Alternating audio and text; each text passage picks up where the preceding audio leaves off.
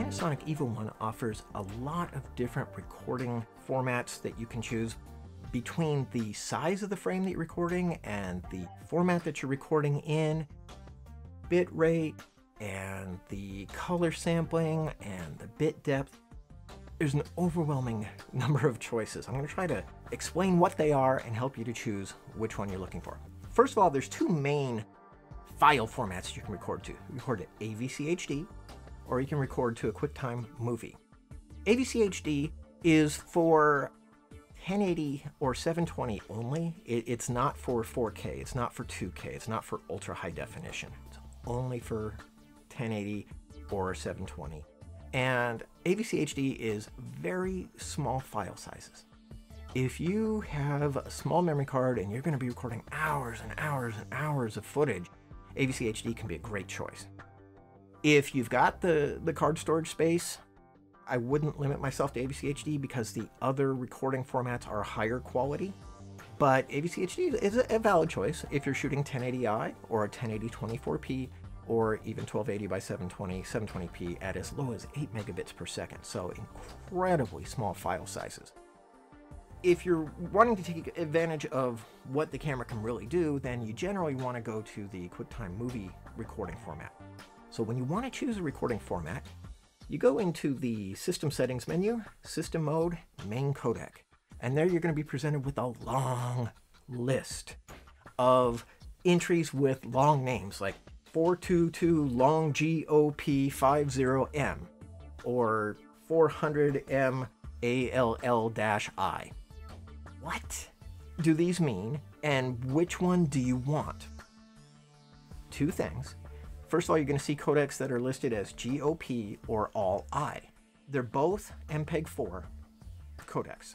They're similar compression technology, except long GOP has an additional tool it can use. So the ALL-I is all intraframes. No frame-to-frame compression. It's all each individual frame. Think of it like a whole bunch of JPEG pictures. Every frame is its own standalone image. The long GOP codecs recognize that in video, a whole lot of the frame doesn't change. For example, you're watching this video right now, and I'm talking at you. Maybe this little area is changing a bit, maybe this area, but the camera hasn't changed. This is exactly the same. So the long GOP could say, hey, repeat this portion from frame to frame. Don't bother re-encoding and recompressing this entire image every frame. Just copy that. That stayed exactly the same. Or maybe you're doing a very slight pan. It could say, hey, copy this image, but move it over 3 pixels, and just move it over there. And that gives it a great head start on each frame that it's encoding. So the long GOP stands for a long group of pictures. Up to 15 pictures are all compressed together as a group, and it only tracks the changes between the frames. This makes it very space efficient. It also makes it very processor dependent when you're trying to edit the footage. So the main difference between ALL-I and long GOP is going to be in editing performance and in file size. If you're going to be recording, you're doing a 30-second TV commercial, space is not really an issue. You might go through a couple or 10 gigabytes a day. You could keep all that on one memory card. So you're not really worried about file sizes at that point. But what if you're doing reality TV series and you're out on an island for a month, and you got limited recording media? You might want to need the smaller file sizes and get the most efficiency that you can in those scenarios.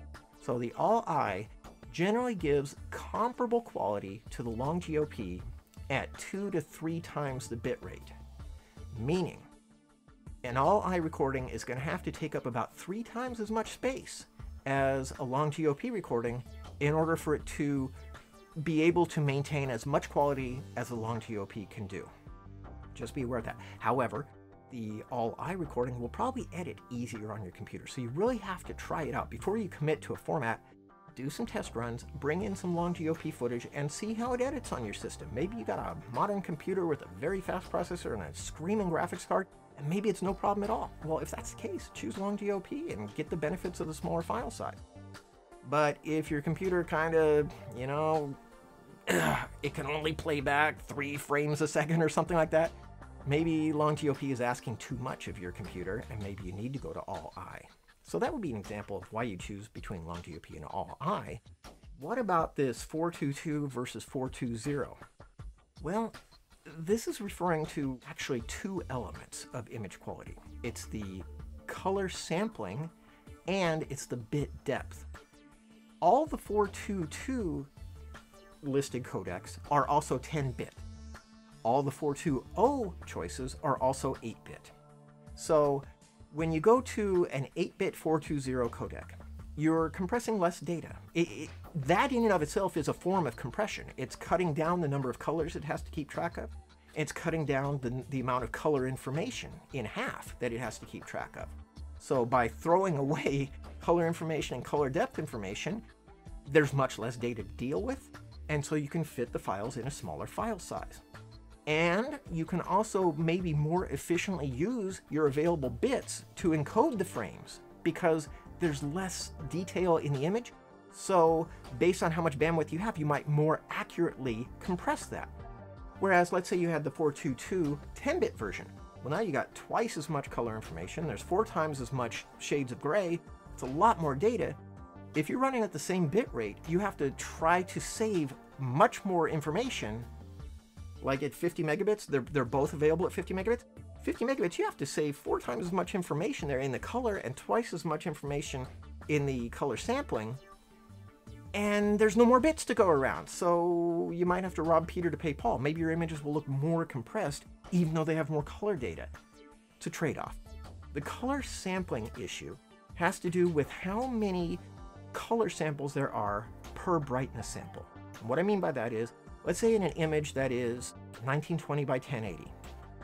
We know that there's 1,920 pixels across, 1,080 pixels down, roughly 2.2 million pixels in the frame. That's great. But that's only in terms of brightness, not in terms of color. The human eye is less sensitive to color information than we are to brightness information. So the camera, first thing it does, it throws away half the color. They all do that. It's called 422 color sampling. They literally use the same color information for every pair of pixels. And we just don't notice. I mean, it looks pretty good. In fact, if you go to 420 color sampling, it throws away the color information for 3 out of every 4 pixels. It uses 1 color sample for every 2x2 block of pixels. Now that can't possibly sound like it would look good, right? And yet every DVD you've ever watched, every Blu-ray you've ever watched, every high-definition TV broadcast you've ever watched uses this 420 color sampling. It looks fine. It looks good. But it's not as high resolution. And there are some cases where it can make a real difference. For example, green screening, where you need precise color information to pull an accurate key. Or if you're shooting a lot of contrasting colors, red against green and red against blue, you'll get more resolution, more resolved detail in the image by using the 422 than you would the 420. That's automatic. That's just always going to be that way.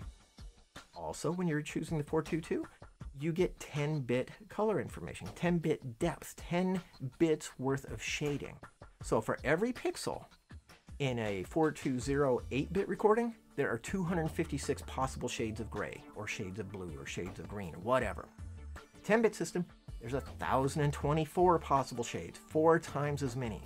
So the gradations can be a lot finer. You won't see banding, gradient banding as much in a 10-bit 422. So whenever you can, choose 10-bit 422, either with all I or with the long GOP codecs. The way to make that not be a restriction is to use as much bandwidth as you can get. Whenever you can, use the 150 megabit long GOP 422. That's pretty much the best quality recording codec that camera has. Or you can use the 400 megabit all I.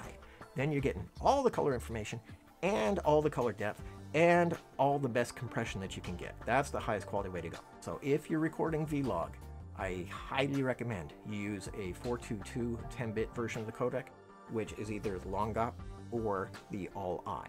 Those are all 10-bit 422. Another way you can go is just not really recording format, but I'm just mentioning it. You can output RAW video out the SDI port. When you enable SDI RAW output, you're getting 5.7K images, about 18 megapixels per frame at 30 frames per second. You're getting a raw copy of the data straight off the sensor, and it's encoded in a logarithmic format. So it's 10-bit log. So you get tremendous shading throughout the entire image. It's like basically having a vlog image, but having raw, uncompressed sensor data and the colors encoded in a vlog color space, color gamma. So the RAW requires that you have an external recorder to record it. You can't just plug the RAW output onto a monitor and watch it. It doesn't work that way. You need a recorder that's specifically designed to be compatible with the EVA 1. If you do that, you can get RAW output out the SDI at as much as 240 frames per second. So those are the various codecs, recording modes, and how you would choose among them. I hope that made sense. And I encourage you to stay tuned to this channel for the rest of the video so you can learn even more tips and tricks on how to best use your EVA 1 camera. Panasonic.